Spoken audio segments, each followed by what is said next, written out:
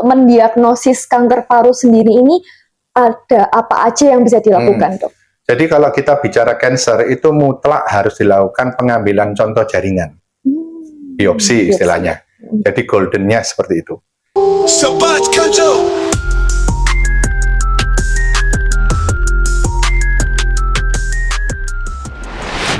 Assalamualaikum warahmatullahi wabarakatuh. Selamat pagi Sobat Kanjuari Sudi Kanjuruhan.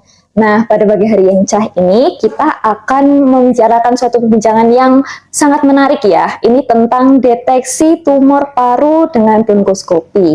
Nah, pada pagi hari ini kita sudah ditemani oleh narasumber kita yang sangat expert di bidangnya, yaitu salah satu dokter spesialis paru di RSUD Kanjuruhan, yaitu Dr. Hendry Wiono, spesialis paru, konsultan onkologi. Selamat pagi, Dokter. Pagi. Sehat, Dokter? Sehat. Alhamdulillah. Nah, pada pagi hari ini topiknya menarik sih, Dokter. Ini tentang tumor paru ya. Yang pertama tumor paru dulu kita yang bahas ya. Tumor paru itu apa sih, Dok? Dan mungkin orang-orang juga bingung ya, Dok. Tumor paru sama kanker paru itu sama apa beda sih, Dok? Ya, jadi harus dijelaskan dulu untuk barangnya gitu ya. Jadi kalau barangnya tahu, terminologinya benar, pemahaman kita tentang tumor atau kanker itu akan jadi benar gitu ya. Yang pertama tumor, kalau kita bahasanya orang kedokteran, tumor itu benjolan, apapun itu kalau itu berupa benjolan ya tumor gitu ya. Jadi kalau kanker itu benjolan yang ganas gitu ya. Nah, supaya jelas juga kita harus melihat bahwa kanker itu sendiri dibagi dua, kanker yang bentuknya solid ya, dan kanker yang bentuknya cair. Biasanya ini pada non solid gitu ya, pada kasus-kasus kanker darah ya, itu kan bentuknya non solid, bukan tabak gini. Terus yang kedua tadi ya disebutkan juga tumor solid atau kanker solid itu biasanya yang tidak cair ya, itu ada di jaringan, ada di mana-mana, termasuk salah satu yang kita bahas hari ini adalah yang di bidang paru, yang disebut kanker paru, gitu ya. Jadi kalau ditanya lebih jelas, kesimpulannya apa? Tumor, setiap benjolan yang namanya tumor. Digigit nyamuk, timbul benjolan, yaitu ya tumor, gitu loh, tapi jinak, gitu ya. Kalau kanker, benjolan yang ganas. Bagi dua tadi, ada kanker solid dan kanker non-solid. Ya, kanker solid biasanya pada jaringan, selain daripada darah, misalkan kanker darah, kalau kanker darah yang non-solid. Nah, kalau kita bicara kanker paru sendiri, berarti adalah kanker yang berasal dari sel di dalam sistem pernapasan. Ya. Lebih spesifik kalau bicara kanker paru, pada sel yang disebut yang berasal atau kanker atau keganasan yang berasal dari sel epitel.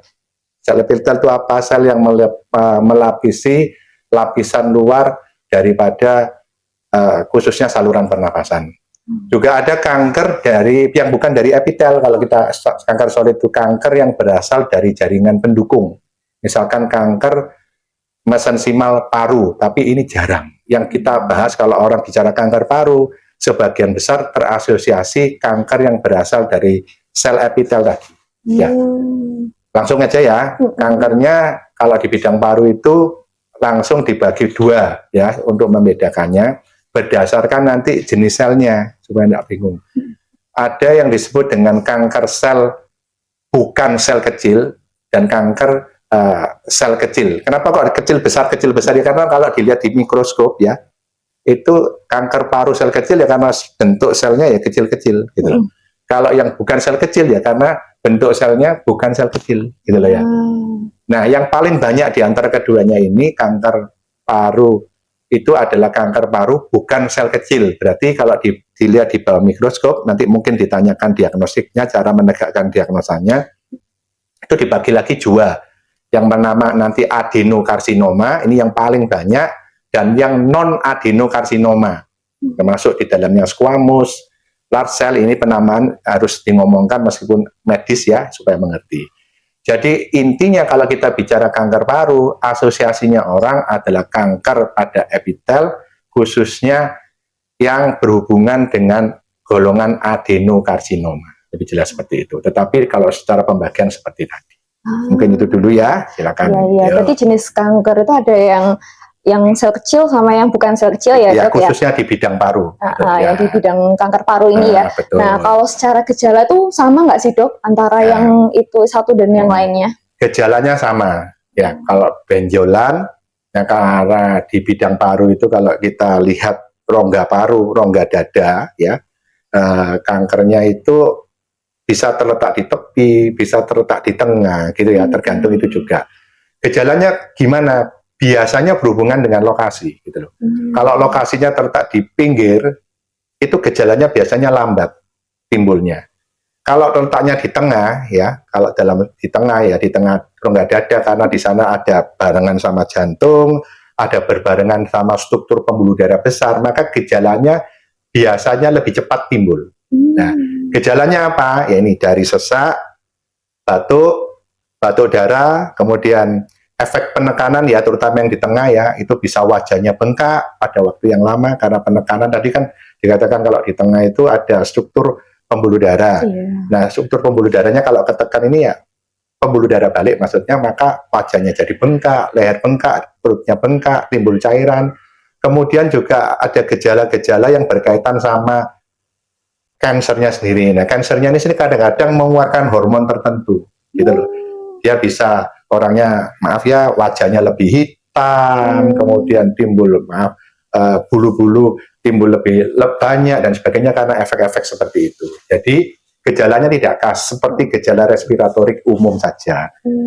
Nah, oleh sebab itu mesti awas gitu loh. Nah, ini kalau seperti ini timbul gejala terutama yang di tepi, itu berarti kalau yang dari tepi timbulkan gejala berarti kan fasenya sudah lanjut gitu loh. Makanya untuk berbicara dengan gejala yang tidak khas seperti ini, itu di bidang kanker paru ada yang namanya screening, dan ini sedang populer. Moga-moga juga bisa terkooptasi di dalam sistem penjaminan juga ya, BPJS dan sebagainya. Setahu saya sudah mulai ya, itu screeningnya itu untuk menangkap gejala tadi dalam rangka untuk deteksi dini, dan nanti dalam hal terapinya jauh lebih bisa menyembuhkan dalam tanda petik gitu. Nah, saya bicara dulu untuk penyembuhan kanker paru itu nanti kalau kita nanti ditanya, tapi sekarang dijawab dulu bahwa terapi paling baik kanker paru sebenarnya adalah bedah. Kalau bedah dilakukan maka kemungkinan sembuh kanker paru itu akan lebih tinggi gitu loh. Nah, supaya mencapai kesembuhan yang tinggi ini dari gejala tadi yang tidak khas, maka perlu yang namanya screening. Nah, screening ini harus dilakukan pada mana? Bukan pada semua orang. Bukan pada semua orang yang dengan gejala gitu loh, tetapi pada semua orang dengan faktor risiko. Kanker paru itu adalah kanker yang bergejala, biasanya gejalanya lambat, maka kita harus cari faktor resikonya. Apa? Misalkan usianya lebih dari 45 tahun. Orang laki-laki ya, perokok atau faktor-faktor penyebab yang lain. Nah, itu nanti bisa dilakukan masuk dalam program screening, dan program screening ini sudah diakui dari Kementerian Kesehatan.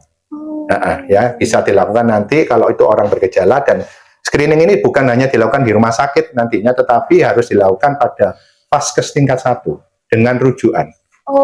Jadi kalau teman-teman nanti di lini pertama Vaskes tingkat 1 sedang ada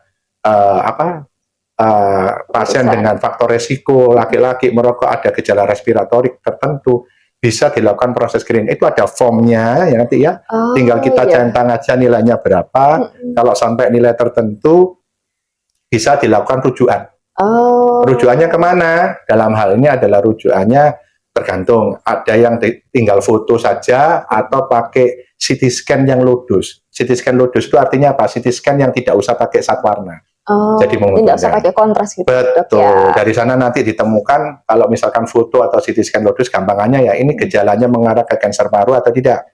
Kalau dia mengarah ke kanker paru, maka wajib dikirim kepada dokter paru. Kita kan bicaranya kanker paru, khususnya yang di bidang mendalami onkologi di bidang dokter paru untuk dilakukan tindakan. Salah satunya nanti tindakannya bisa dilakukan bronkoskopi ya, itu suatu endoskopi di bidang paru sampai tindakan biopsi gitu loh. Kalau dari nanti setelah proses screening itu ternyata mengarah ke penyakit lain, misalkan ternyata lebih mengarah ke penyakit TB, maka alurnya akan bergerak menuju ke arah diagnosa dan tata laksana TB. Atau penyakit yang lain, misalkan penyakit paru kerja atau interstitial lung disease, maka juga akan mengarah alurnya, baik itu diagnosa dan terapinya akan mengarah ke sana. Oh, gitu ya. Berarti nanti kita, terutama di fase ke-1 nih, ini bermanfaat banget kalau misalnya kita harus screening di sana ya. Proses screening ini tidak usah takut, sejauh yang saya pahami sampai sekarang akan linear atau masuk di dalam program hanya Kemenkes dan ter-backup oleh BPJS. Begitu. Keren ya dok ya. Berarti bisa ya dok ya, semua orang bisa melakukan screeningnya. Ya, tapi kan harus dibatasi tadi dengan faktor risiko. Kalau itu dibuka semua tidak mungkin. Iya, betul. Kita harus juga memahami sistem yang berlaku, jadi ada orang yang berisiko. Soalnya kan rata-rata biasanya di fase ke-1 tuh banyak, kalau pengalaman saya waktu dulu itu ketemu pasien dengan usianya sudah tua, riwayat merokok, kemudian batuknya tidak berhenti, biasanya antara satu bulan, 2 bulan gitu. Itu berarti harus kita ikutkan screening ya seharusnya ya dok ya. Berarti screeningnya berupa formulir gitu ya dok ya? Betul. Tidak ada kayak pemeriksaan itu? Tidak, jadi berupa formulir. Dari formulir itu nanti ditentukan orang yang beresiko. Nah itu baru nanti tindakan diagnostiknya dilakukan. Seperti itu ya dok ya. Iya, tadi sudah dibahas jenis-jenisnya kanker paru, terus juga screeningnya juga ada. Nah, untuk mendiagnosis kanker paru sendiri ini ada apa aja yang bisa dilakukan dok? Jadi kalau kita bicara cancer itu mutlak harus dilakukan pengambilan contoh jaringan, biopsi istilahnya. Jadi goldennya seperti itu. Nah dalam rangka untuk mengambil contoh jaringan itu nanti secara kasar gampang itu kita bisa harus lihat apakah kankernya ini ada di tepi atau ada di tengah. Nah, dalam arti di rongga dada. Kalau di tepi bisa langsung dilakukan proses biopsi yang dituntun dengan USG atau CT scan, nanti tergantung ya. Kalau yang di tengah lebih banyak kita bermain dengan tindakan endoskopi ya, yaitu dimasukkan suatu alat menelusuri daripada saluran napas yang namanya bronkoskopi. Dan kebetulan Kanjuruhan ini ada dan proses itu sudah bisa berjalan dengan baik. Kita juga baru saja dapat alat yang baru dengan dukungan semuanya. Harapan kedepannya tentunya setelah kita bisa melakukan itu, maka proses tadi yang disebutkan kan dasarnya harus didapatkan contoh jaringan atau biopsi tadi, itu juga bisa dilakukan, bahkan bisa ditingkatkan. Nah, ketika biopsi sudah didapatkan, seperti tadi dikatakan kan itu dengan kolaborasi dengan teman-teman patologis ya, untuk dilihat di bawah mikroskop. Nah, nanti kan ditentukan itu sel kecil tadi atau sel yang bukan sel kecil tadi. Nah, karena ini apa? Kenapa kok harus ditentukan seperti itu? Terapinya beda. Ya, terapinya beda. Maksud saya terapinya ini kalau berdasarkan jenisnya tadi berbeda. Kalau small cell karena sifatnya yang cepat sekali, maka lebih banyak tindakan itu lebih mengarah ke nanti akhirnya adalah kemoterapi atau terapi sinar atau radioterapi. Sementara kalau terapi sel bukan sel kecil, ya itu nanti kita menentukan stadiumnya, dan stadium tertentu, misalkan stadium awal, stadium 1, sampai kurang lebih stadium 2A itu masih ada tempat bedah. Nah, kalau tempat bedah bukankah tadi cure rate-nya atau penyembuhannya besar. Ada juga stadium-stadium tertentu yang katakanlah secara kedokteran namanya locally advanced. Ya, jadi itu stadium antara 2B, lebih tepatnya 3A sampai dengan 3C, maka itu kombinasi kemoterapi campur sinar. Dan yang terakhir keempat, ya biasanya itu ya terapinya murni kemoterapi dengan tujuan yang berbeda. Kemoterapi itu sebenarnya terapinya adalah terapi yang bersifat mencoba menghentikan pertumbuhannya. Ya. Artinya lebih bersifat paliatif. Jadi artinya bukan cure gitu ya. Memang 1-2 kasus yang dimaju ketika biopsi sudah didapatkan, maka harus dihitung lagi, dilihat lagi, masih panjang ini dengan pemeriksaan biomolekuler. Indonesia sudah bisa, sampai Surabaya sudah bisa. Kita kalau ada sampel barang di sini, sampel biopsi, tinggal kirim aja ke sana sudah bisa. Gitu. Ya, sesuatu yang katakanlah menguntungkan lah kalau seperti itu.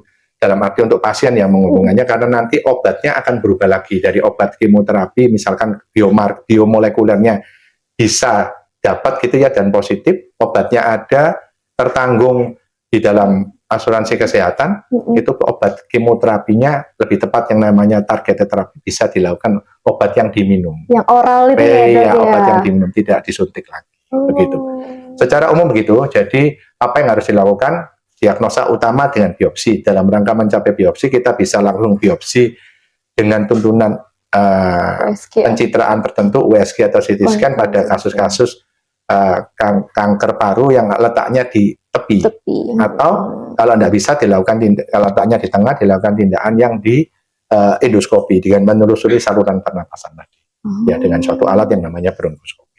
Oh iya, iya. Nah ini sebentar, saya potong dulu. Bronkoskopi itu alat ya, alat endoskopi. Jadi kita memasukkan selang ke dalam saluran pernapasan, tidak saja melihat secara foto gitu ya, seperti kabel gitu ya masuk ke dalam saluran pernapasan, dan di sana kita bisa melakukan berbagai macam tindakan, baik itu melihat, memfoto, kemudian melakukan proses biopsi tadi, karena ada alatnya, di dalam alat itu ada alatnya untuk ngambil sedikit contoh jaringan, dan itu yang dibawa ke laboratorium untuk dievaluasi oleh teman-teman patologis gitu ya. Berarti alat bronkoskopi ini sangat bermanfaat ya, Dok. Selain untuk diagnostik, dia juga untuk terapi juga untuk bisa. Untuk terapi juga bisa ya, Dok, ya. Pada kasus-kasus jenis bronkoskopi tertentu, misalkan ada perdarahan atau batuk darah tertentu, itu kita bisa dikauterisasi. Atau ada juga yang namanya krio ya, krio itu pakai S gitu, tapi itu kan suatu bronkoskopi yang advance, itu kadang-kadang juga bisa. Krionya juga bisa dilakukan proses biopsi, tapi itu kita bicara advance. Jadi bronkoskopi itu bisa khususnya untuk kelainan-kelainan di dalam saluran pernapasan, untuk diagnostik dan untuk terapi.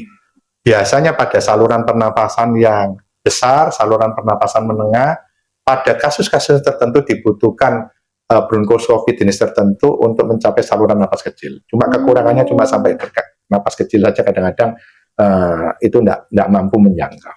Oh iya, iya. Berarti bronkoskopi ini sangat amat bermanfaat ya, Dok. Betul. Ini tadi kan Sobat Kanju RSUD Kanjuruhan juga sudah tahu ya kalau alat bronkoskopi ini caranya dengan memasukkan selang kecil gitu ya, Dok ya? Ya, selang atau yang nama kedokterannya scoop ya, itu semacam seperti selang ke dalam, lewat hidung bisa, lewat mulut bisa, kemudian sampai di tenggorok akan kita arahkan ke saluran pernapasan, dari yang namanya tabung pernapasan atau trakea, turun sampai percabangan saluran napas kanan sama kiri, turun lagi sampai percabangan kedua dari saluran pernapasan kanan kiri, kita bisa jangkau. Oh iya, berarti kecil ya, Dok, berarti selangnya ya, diameternya kurang lebih 5 sampai 8 mili. Oh, yang 8 mili besar ya untuk terapeutik, tapi yang kecil itu antara 5 mili sampai 6 lah ya, kurang lebih. Sekitar setengah senti ya. Iya. Nah, Sobat Kanju RSUD Kanjuruhan nih sudah mendengarkan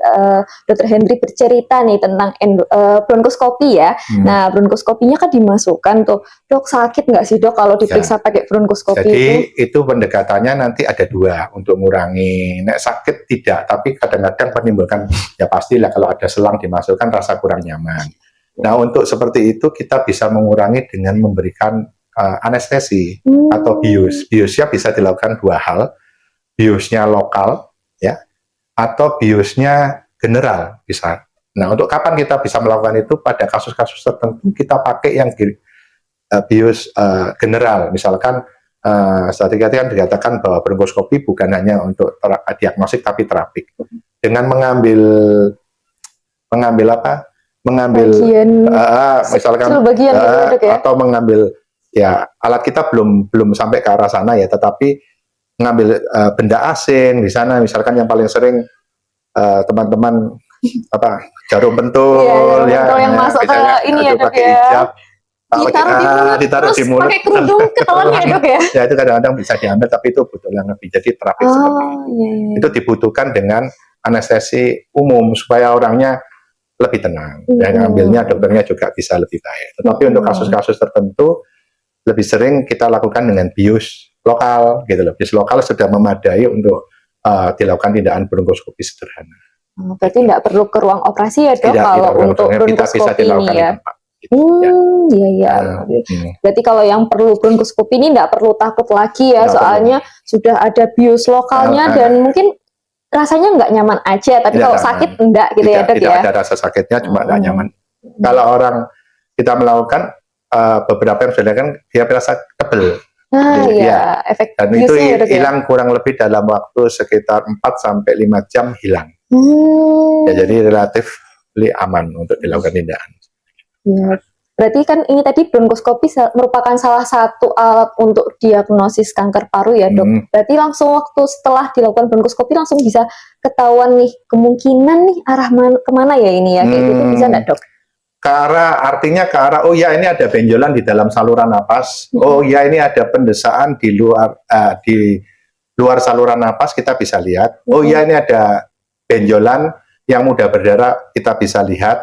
Kemudian kalau kita bisa ada alatnya yang memungkinkan untuk dilakukan pengambilan sampel biopsi tadi, kita bisa lebih akurat lagi dengan untuk menentukan jenis daripada kanker, terutama yang di dalam saluran pernapasan tadi. Ya. Berarti keren nih RSUD Kanjuruhan punya nih ya. Jadi kalau misalnya butuh atau disarankan untuk melakukan bronkoskopi bisa nih kalau di RSUD Kanjuruhan ya, Dok ya. Ya, saya kelupaan tadi satu. Ya, tadi kan saya bilang ada pendesaan dari luar ya di dalam saluran napas. Jadi skup atau lingkup daripada dokter paru terutama di bidang keganasan rongga torak itu ada 5. Ya, kanker paru itu sendiri. Terus tumor mediastinum ya. Tumor mediastinum itu suatu rongga tempatnya jantung diapit oleh paru dan di sana ada pembuluh darah besar. Kemudian skup yang ketiga adalah kanker metastasis, jadi kanker karena penyebaran ke rongga paru ya. Kanker dinding dada ya. Ini biasanya sebagian besar karena kanker karena penyangganya, jaringan penyangganya, solitary fibrous tumor atau sebagian. Dan yang terakhir mesotelioma, ini kanker khususnya pada selaput pembungkus paru atau selaput pembungkus yang ada di dalam organ dalam. Jadi mesotelioma ini bisa ada di dalam paru-paru, sistem pernapasan rongga dada, bisa juga di perut karena juga ada mesoteliumnya juga sama di sana. Jadi perut juga ya, Dok ya. Betul. Jadi kalau yang skupnya dokter paru di bidang kanker itu 5 tadi, kanker paru, tumor mediastinum ya, tumor yang penyangga, tumor dinding dada, tumor metastasis dan mesotelioma. Nah, khusus yang kanker tumor mediastinum ini sering beredar di masyarakat. Kadang-kadang ada orang tiba-tiba batuk darah, kemudian kadang-kadang orang itu batuk keluar rambutnya. Nah, ini di awam, ya betul, di awam kan bilangnya kena guna-guna. Nah, bukan, gitu. Itu satu penyakit yang namanya gemsel tumor. Jadi, berarti ada medisnya ya? Ada medisnya. Gitu. Kadang-kadang batuk keluar gigi, kan bisa ada itu. Ya itu adalah gemsel tumor. Makanya itu bidangnya di sana. Ada juga penyakit yang timoma. Timoma ini kelenjar timus. Kelenjar timus itu tempat sekolahnya sel darah T. Supaya kompeten. Tapi dia akan mengalami resolusi pada waktu orang beranjak dewasa, tapi pada kasus-kasus tertentu dia tetap dan jadi tumor, begitu ya. Kemudian juga ada tumor yang di lambung dada yang di sebelah belakang, biasanya tumor-tumor yang disebut neurogenik, ya berhubungan dengan persarafan. Ya tulang belakang itu kan ada persarafannya, ada neurogeniknya, ya. Itu supaya tidak salah kaprah, ini tumor ini ke arah mana, benjolan ini ke arah mana, ini kok dibilang santet, enggak, ada penjelasan ilmiahnya. Dan itu kalau dikaitkan sama bronkoskopi tadi, kita bisa cek, misalkan ini ada benjolan di dalam tumor mediastinum, itu sampai enggak di dalam saluran pernapasannya. Paru-paru itu kan sebenarnya ada jaringannya, ada saluran napasnya. Nah, kasus-kasus yang tumor mediastinum tadi, ini nyinggung sedikit ya, berkaitan dengan bronkoskopi, kita bisa melihat ada pendesaan tidak. Kelanjarannya yang menempel pada saluran pernapasan dengan alat bronkoskopi yang lebih canggih bisa diambil, tidak, itu bisa. Berarti ini bronkoskopi selain untuk mendeteksi kanker paru juga bisa yang kanker yang dia menonjol ke area paru. Bukan, ya? Mendesak ya, saluran pernapasan. Keren, berarti bronkoskopi ini sangat bermanfaat ya, Dok ya. Bermanfaat, kita sudah jalankan ya sebenarnya sudah lama. Ada pembaruan 2 kali dan ini kali ketiga. Kalau saya boleh cerita, bronkoskopi sebenarnya sudah ada sejak 2012. Kemudian ada perbaruan sekitar tahun 2016 atau 17 saya lupa, dan baru beberapa saat baru ini datang lagi alat Yang baru ya dok baru, ya, yang lebih satu canggih lengkap, ya. satu lengkap yang dengan metode yang lebih baru. Wah, iya, keren. Nah, ini tadi sudah kita bahas alat bronkoskopi, terutama digunakan untuk deteksi tumor paru ya dok, atau kanker paru lebih tepatnya ya. Nah, sebagai penutup nih, ini cukup seru ya perbincangannya ya. Sudah cukup lengkap dijelaskan oleh Dr. Henry Wiono, spesialis paru. Nah, ini sebagai penutup, ini apakah ada pesan untuk Sobat RSUD Kanjuruhan? Gimana sih dok untuk pencegahan kanker paru, jangan sampai nih jadi kanker paru, dan kalaupun misalnya ada gejala-gejala yang bisa mengarah ke kanker paru, apa yang harus dilakukan oleh Sobat Kanju? Yang pertama, ya saya sih jargonnya kan gini, cintailah paru Anda, kan begitu ya. Nah, gimana? Nah, kalau kanker paru itu kalau dalam satu penyakit kita berusaha menyembuhkan dengan baik untuk deteksi yang paling awal, gitu ya.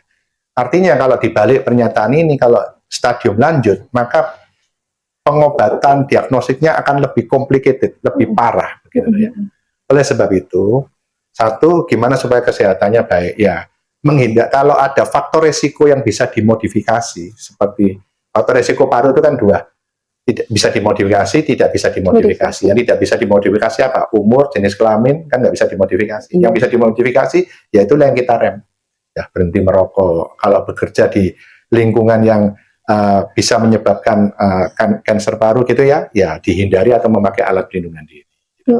Terus program yang sekarang sedang berjalan dalam upaya untuk deteksi paling dini untuk pengobatan terbaik, ya ini terapinya adalah pembedahan misalkan, ya harus dijalankan dalam screening paru itu. Mungkin itu aja sih. Ya, kalau saya bilang jangan ngerokok, gitu kan banyak yang marah ya, tapi kenyataannya itulah yang harus dilakukan. Ya mungkin sudah bisa harus mengurangi faktor resiko yang bisa dimodifikasi. Betul sekali. Nah, itu dulu ya perbincangan kita pada pagi hari ini. Nah, Dr. Henry ini sangat bermanfaat nih untuk Sobat Kanju, baik buat saya, Sobat Kanju RSUD Kanjuruhan, dan teman-teman yang lain. Nah, sekian perbincangan kita pada pagi hari ini. Terima kasih banyak Dr. Henry. Sama-sama. Nah, ini sangat bermanfaat ya. Ya udah, kita tutup dulu. Wassalamualaikum warahmatullahi wabarakatuh. Selamat siang. Sobat Kanjuruhan Sehat Indonesia Mas. Sobat Kanju.